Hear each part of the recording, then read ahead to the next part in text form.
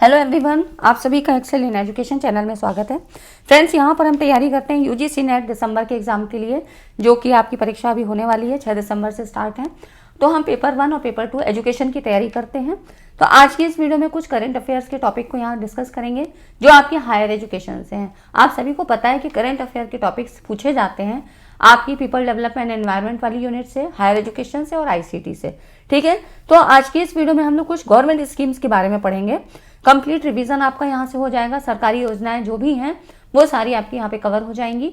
ठीक है, क्योंकि 2023 में जो भी इनिशिएटिव्स हुए हैं गवर्नमेंट के द्वारा वो सारे आपके यहाँ पे कवर हो जाएंगे।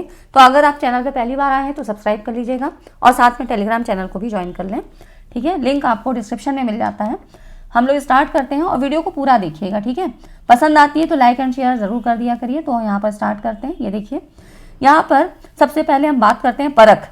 ये क्या था? एक setting up of a new national assessment centre. मतलब यहाँ पर मूल्यांकन के लिए एक सेंटर को बनाया गया था कि जो नेशनल असेसमेंट सेंटर के रूप में जाना गया। परख क्या था? एक ये इनिशिएटिव थी किसके अंतर्गत? एनईपी 2020 के अंतर्गत इसको परख को बनाया गया। ठीक है, तो परख में क्या हो जाता है, चीजें आपको क्या पता होनी चाहिए। एक तो फुल फॉर्म पता होना चाहिए, performance assessment review and analysis of knowledge for holistic development. ठीक है, ये इसका फुल फॉर्म हो जाता है। तो फुल फॉर्म आपको पता हो गया। एनईपी 2020 के अंतर्गत बनाई गई ये जो है यूनिट है, एक है ना। तो इसमें इंग्लिश वाले लोग यहाँ पर देख सकते हैं। ठीक है, यहाँ पर देखिए ये क्या है, एनसीईआरटी के घटक इकाई के रूप में कार्य करेगी, है ना। तो ये चीज़ आपके जानकारी के लिए होनी चाहिए। इसे राष्ट्रीय उपलब्धि सर्वेक्षण एनएएस और राज्य उपलब्धि सर्वेक्षण जैसे समय समय पर सीखने के परिणाम परीक्षण आयोजित करने का काम भी सौंपा जाएगा। नेशनल लेवल पर और स्टेट लेवल पर जो भी काम है वो इसको एवेल्यूएशन करने के लिए यहाँ पे दिए जाएंगे। ठीक है, 3 प्रमुख मूल्यांकन क्षेत्रों पे काम करता है। एक तो ब्रॉड लेवल पे, फिर स्कूल लेवल पे और फिर जो है यहाँ पर जो आपकी परीक्षा है। ठीक है, एग्जामिनेशन में सुधार के लिए।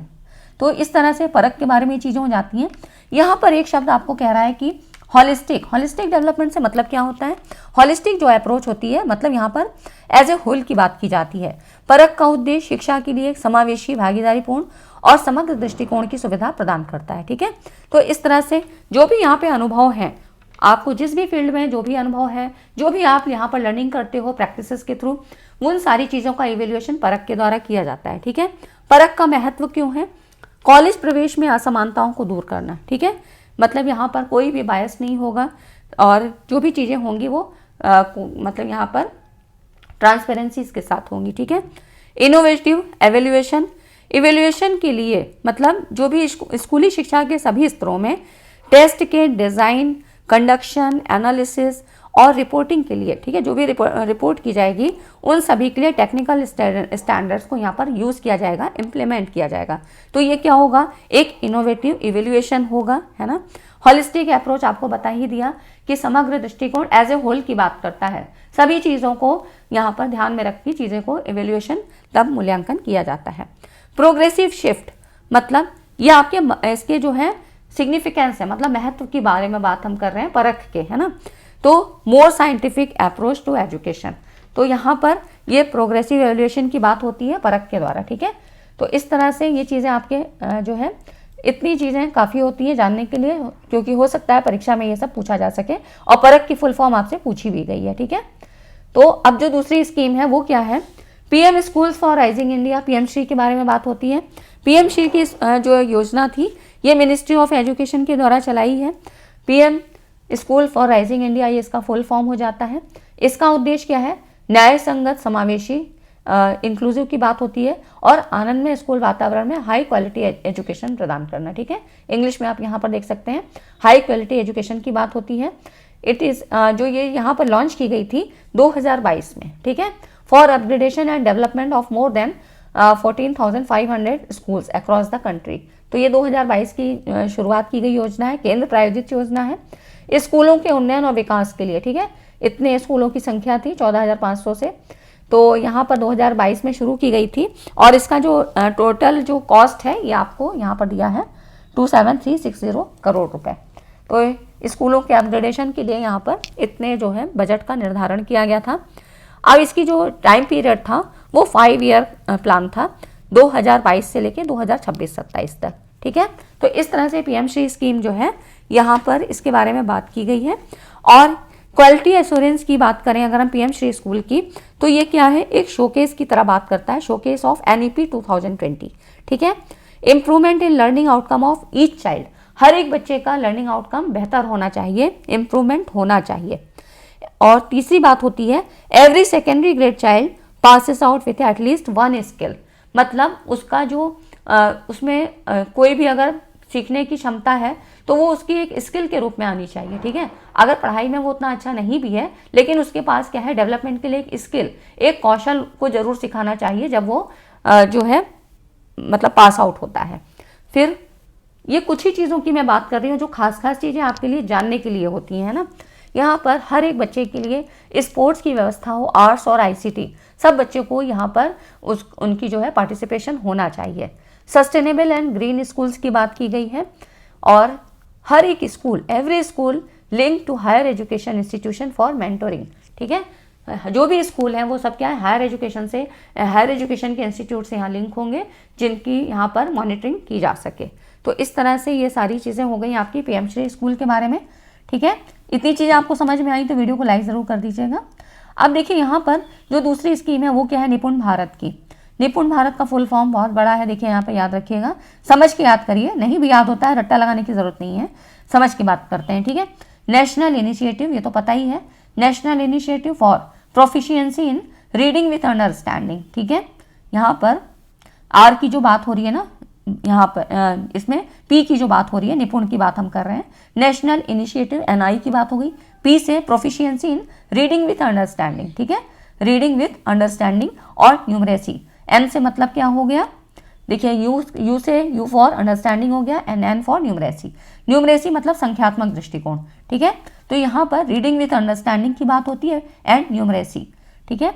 तो इस तरह से जो नेशनल मिशन है निपुण भारत का, वो क्या है, मिशन का दृष्टिकोण है मूलभूत साक्षरता और संख्यात्मकता के सार्वभौमिक अधिग्रहण को सुनिश्चित करने के लिए एक सक्षम वातावरण बनाना। ऐसा वातावरण जहाँ पे बच्चा रीडिंग करे अंडरस्टैंडिंग के साथ और संख्यात्मक जो है वो भी उसका डेवलपमेंट उतना ही हो, ठीक है, ताकि 2026-27 तक प्रत्येक बच्चा ग्रेड 3 के अंत में और उसके बाद पढ़ने लिखने और संख्यात्मकता वांछित सीखने की दक्षता हासिल कर सके। मतलब ग्रेड 3 तक ही ये सारी चीज़ें सीख ले, लेटर देन ग्रेड 5th, है ना। तो इस तरह से 3rd ग्रेड तक ही ये सारी चीज़ें उसको सीख लेनी है। तो ये निपुण भारत स्कीम हो गई, है ना। यहाँ पर ये सारी चीज़ें हो जाती हैं। और इसको चलाया था, लॉन्च किसने किया था, केंद्रीय शिक्षा मंत्री श्री रमेश पोखरियाल निशंक जी के द्वारा, ठीक है। तो इस तरह से इसका फुल फॉर्म ज़रूर याद रखिएगा। और कुछ खास चीज़ें हैं जो कि याद रखनी चाहिए। अगली जो स्कीम है वो पीएम ई विद्या है। पीएम ई विद्या का उद्देश्य क्या है, दीक्षा जैसे विभिन्न ई लर्निंग प्लेटफॉर्म है, इनको प्रदान करना और देश भर के छात्रों को ई पुस्तकें, ई बुक्स और ई कंटेंट प्रदान करके ऑनलाइन शिक्षा और डिजिटल शिक्षण को बढ़ावा देना है, ठीक है। स्वयं में भी पीएम ई विद्या की बात हमने की थी। अब देखिए यहाँ पे दीक्षा के बारे में भी बात करेंगे। इसका फुल फॉर्म क्या होता है, digital infrastructure for knowledge sharing, है ना। तो इस तरह से इसके बारे में आगे स्लाइड में है, दीक्षा को भी लिया है मैंने क्योंकि दीक्षा से क्वेश्चन आपका पूछा गया था, फुल फॉर्म ही पूछी गई थी, ठीक है। तो इस तरह से पीएम ई विद्या हो गई आपकी, जो कि ई कंटेंट, ई बुक्स की बात करती है, ई लर्निंग प्लेटफॉर्म, है ना। तो इस तरह ये हो गई पीएम ई विद्या। फिर आता है आपका निष्ठा कार्यक्रम। निष्ठा कार्यक्रम इंपॉर्टेंट हो जाता है क्योंकि यहाँ पर इसका फुल फॉर्म देखिए, national initiative for school heads and teachers holistic advancement, sorry. तो इस तरह से ये क्या हुआ, स्कूल हेड्स और टीचर्स के लिए, जो प्रिंसिपल्स और टीचर्स के लिए टीचर ट्रेनिंग प्रोग्राम है। तो इस तरह से ये स्कूल की गुणवत्ता में सुधार के लिए क्षमता निर्माण कार्यक्रम है। इंग्लिश में भी यहाँ देख सकते हैं, निष्ठा इसे capacity building program for teachers and school principal, ठीक है।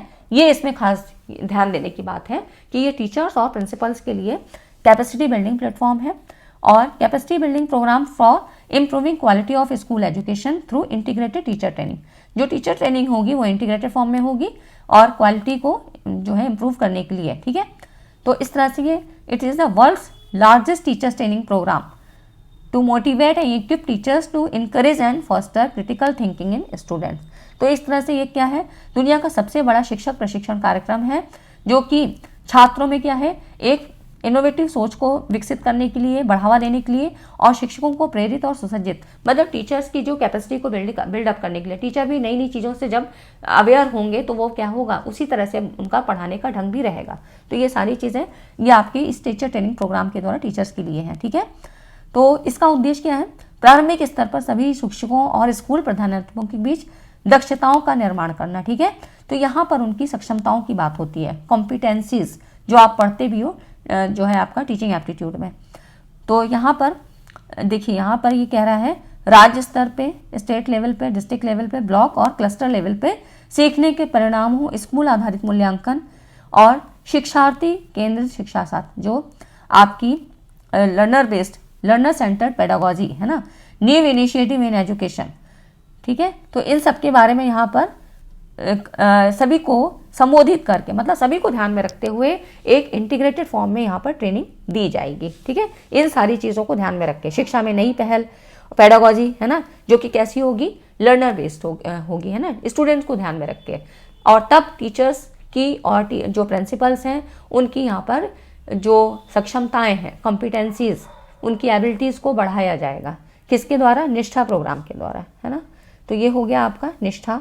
उसके बाद देखिए, अब जो था कुछ एकेडमिक फ्रेमवर्क की बात हुई, किसके लिए हुई, to facilitate credit transfer and academic flexibility. तो इस तरह से इसके क्रेडिट हस्तांतरण, शैक्षणिक लचीलेपन की सुविधा के लिए NCRF नेशनल क्रेडिट फ्रेमवर्क, ठीक है, नेशनल क्रेडिट फ्रेमवर्क NCRF और NHEQF national higher education qualification framework की बात हुई है।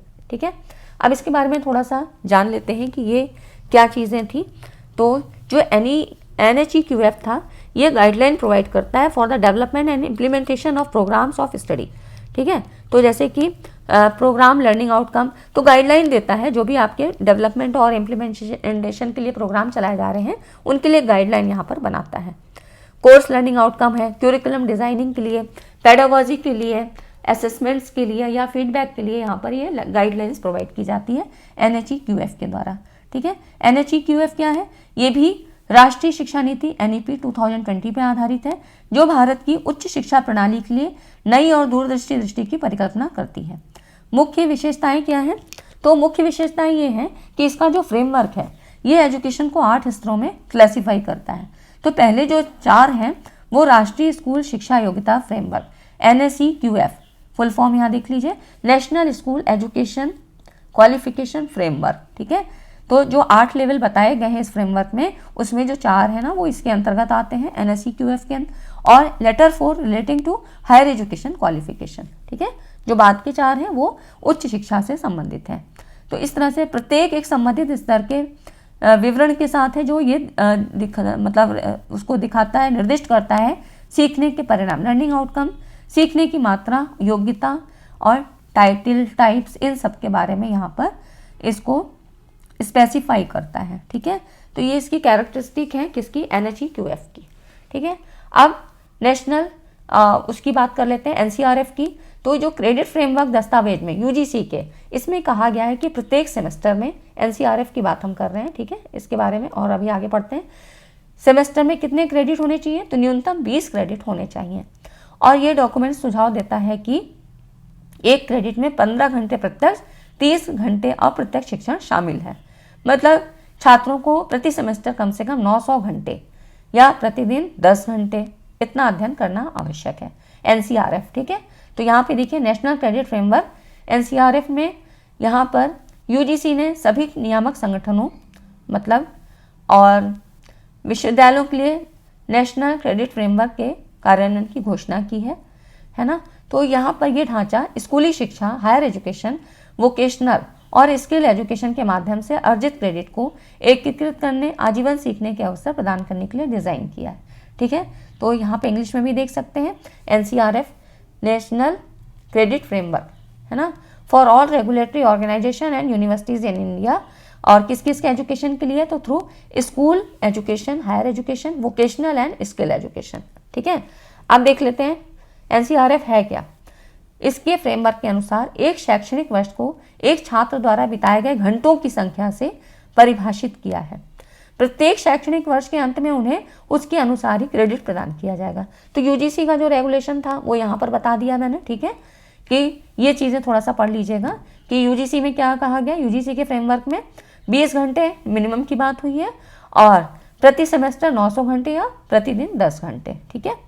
तो इस तरह से क्रेडिट की बात क्या हो जाती है, शैक्षणिक वर्ष के अंत में उन्हें क्रेडिट मतलब शैक्षणिक वर्ष को छात्र द्वारा बिताए गए घंटों की संख्या को फिर उसी के अनुसार क्रेडिट दिया जाएगा, ठीक है। तो इस तरह से एनसीआरएफ एक मेटा फ्रेमवर्क है जिसमें कि 3 वर्टिकल शामिल हैं। 3 वर्टिकल में कौन कौन है, NSE QF national school education qualification framework, ठीक है, national higher education qualification framework NHE QF जो हमने पहले पढ़ लिया, ठीक है, और फिर है national skills qualification framework NSQF, है ना। तो इस तरह से ये 3 वर्टिकल की बात होती है एनसीआरएफ के अंतर्गत, ठीक है। इतनी चीज़ें समझ में आ गई और वीडियो को लाइक ज़रूर कर दीजिए आप लोग। उसके बाद देखिए अब अगला आता है ज्ञान की बात करते हैं, GIAM global initiative for academic network. ज्ञान भारत के शैक्षणिक संसाधनों को मजबूत करने के लिए भारतीय मूल के जो भी साइंटिस्ट हैं, वैज्ञानिक और उद्यमियों सहित, है ना, साइंटिस्ट और एंटरप्रेन्योर्स की बात हो रही है, वैज्ञानिकों और उद्यमियों की विशेषज्ञता का दोहन करने पर ध्यान केंद्रित करता है, ठीक है। तो जो भी हैं मतलब साइंटिस्ट हैं और यहाँ पे जो भी रिसर्चर्स हैं, साइंटिस्ट हैं, उन सभी की बात में यहाँ पर की जाती है उद्यमियों की, ठीक है, वैज्ञानिकों और उद्यमियों की विशेषज्ञता जो भी एक्सपर्टीज़ है उनको उनकी यहाँ पर बात की जाती है, ठीक है। तो इस तरह से ये जो ज्ञान है ये इसके बारे में ही यहाँ पर बात होती है, ठीक है, साइंटिस्ट और एंटरप्रेन्योर्स को ध्यान में रख के। और ये देखिए इसके कुछ फीचर्स हैं, इसको देख लेते हैं ज्ञान के बारे में। सैलिएंट फीचर्स क्या है, ये योजना शिक्षा मंत्रालय के द्वारा शुरू की है, मिनिस्ट्री ऑफ एजुकेशन, और जो नोडल एजेंसी या कोऑर्डिनेटर क्या है, IIT खड़गपुर, है ना। तो इंग्लिश में भी यहाँ पर देख सकते हैं IIT खड़गपुर कोऑर्डिनेटर है इसके, नोडल एजेंसी की बात करें तो। और इसमें विदेशी विशेषज्ञों को उनकी यात्रा और अन्य खर्चों को कवर करने के लिए मानदेय का भुगतान किया जाता है, ठीक है। और फिर इन विशेषज्ञों फैकल्टी के द्वारा भारतीय संसाधनों में शॉर्ट टर्म के लिए पाठ्यक्रम संचालित किए जाएंगे, ठीक है। उनको वहाँ यहाँ पर बुला के जो भी उनकी एक्सपर्टीज़ है उनका यहाँ भी फायदा लिया जाएगा। ये कार्यक्रम सबसे पहले भारत और संयुक्त राज्य अमेरिका के बीच सहयोग स्थापित करने के लिए शुरू किया गया था, ठीक है। देखिए ये जो सारी भी इनिशिएटिव है ना, ये ऑथेंटिक सोर्स मैंने PIB और यहाँ से आपके दृष्टि पब्लिकेशन की बुक्स आती हैं तो उसमें से कुछ करंट के टॉपिक्स को लिया है, ठीक है। तो इस तरह से ये आपके ऑथेंटिक सोर्स से सारी चीज़ें ली हुई हैं, है ना। ये देखिए अलग अलग कोर्स के लिए कोर्स की अवधि अलग अलग होगी। न्यूनतम अवधि कितनी है, 1 सप्ताह और अधिकतम 3 सप्ताह, ठीक है। तो ये सारी चीज़ें आपकी ज्ञान से संबंधित हो गई। अब जो अगली स्कीम है वो क्या है, spark the scheme for promotion of academic and research collaboration, ठीक है। स्पार्क की बात हो रही है तो फुल फॉर्म ज़रूर याद रखिएगा। ये भी क्या है, ये भी जो एकेडमिक और अनुसंधान सहयोग को बढ़ावा देने के लिए ये साइंस से संबंधित है, ठीक है। तो इसमें रिसर्च को बढ़ावा देने के लिए और यहाँ पर बात की जाती है भारतीय और विदेशी संस्थानों के भी सहयोग को बढ़ावा देकर अनुसंधान पारिस्थितिकी तंत्र को बढ़ाती है ना। मतलब ये स्कीम है किसके लिए, promotion of academic and research collaboration और एक रिसर्च इकोसिस्टम को बनाना, ठीक है। तो कोलैबोरेशन बिटवीन किसके, इंडियन एंड फॉरेन इंस्टीट्यूशंस के बीच, ठीक है। तो इस तरह से ये हो गया आपका स्पार्क। नेक्स्ट है आपका दीक्षा, जो कि मैंने आपको बताया था digital infrastructure for knowledge sharing. ये इसकी फुल फॉर्म हो जाती है। भारत सरकार की पहल है जो शिक्षकों और छात्रों के लिए एक डिजिटल मंच प्रदान करती है। ये स्कूली शिक्षा का समर्थन के लिए ई लर्निंग कंटेंट और क्या है, रिसोर्सेज और उपकरण को प्रदान करती है, ठीक है। शिक्षक पाठ योजनाओं और यहाँ पर वर्कशीट्स अन्य शैक्षिक सामग्रियों तक पहुँच सकते हैं, जबकि छात्र इंटरैक्टिव शिक्षण संसाधनों से लाभ उठा सकते हैं ना। तो दीक्षा का उद्देश्य क्या हुआ, टेक्नोलॉजी का यूज़ करके शिक्षा की क्वालिटी को बढ़ाना, ठीक है। तो ये हो जाता है आपका दीक्षा, जो कि आपके एग्जाम में पूछी गई है ये स्कीम्स, है ना।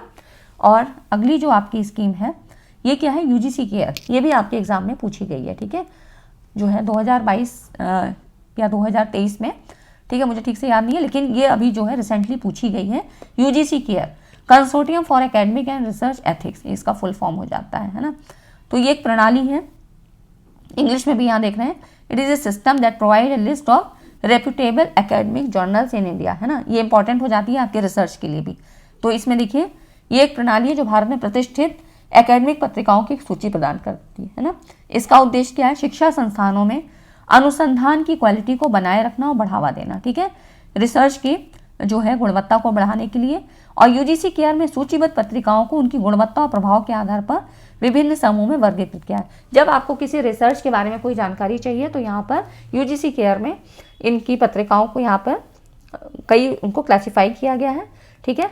शोधकर्ता जो रिसर्चर है अक्सर अपने काम को प्रकाशित करने के लिए भरोसेमंद पत्रिकाओं की पहचान करने के लिए इसी सूची का उल्लेख करते हैं। यूजीसी केयर में वो अपनी चीज़ों को यहाँ पर जो है संग्रहित रखते हैं, जिससे कि उनकी क्वालिटी और प्रभाव के आधार पर विभिन्न उनको कई एक वर्गों में बांटा गया है ना, जिसकी जैसी क्वालिटी है। तो वहाँ पर आप देख सकते हैं।